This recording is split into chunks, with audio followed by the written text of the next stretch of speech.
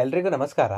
ನಮ್ಮ ಕಡೆ ಮಗು ಹುಟ್ಟಿ 9 ದಿನ ಅಥವಾ 11 ದಿನಕ್ಕೆ ನೀರಾಕೋ ಶಾಸ್ತ್ರ ಮಾಡ್ತಾರಲ್ಲ, ಅವತ್ತೇನೆ ಮಗುಗೆ ತೊಟ್ಲು ಶಾಸ್ತ್ರ ಸಹ ಮಾಡೋದು.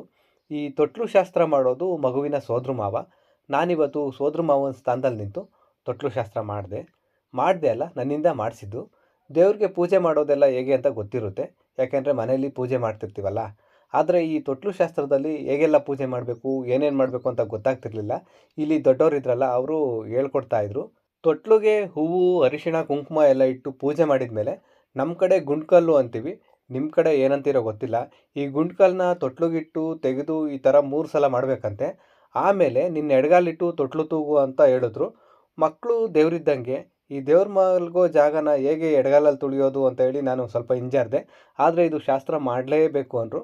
ಕೊನೆಗೆ ಅವರು ಹೇಳ್ದಂಗೆ ಮಾಡಿ ಸೊಸೆಗೆ ಒಳ್ಳೆಯದಾಗಲಿ, ಸೊಸೆ ಚೆನ್ನಾಗಿ ಬೆಳೀಲಿ ಅಂದ್ಕೊಂಡು ಕಾಲು ಮುಟ್ಸಿದ್ನಲ್ಲ ತೊಟ್ಲುಗೆ, ಅದಕ್ಕೆ ತೊಟ್ಲುಗೆ ಕೈ ಮುಕ್ಕೊಂಡೆ.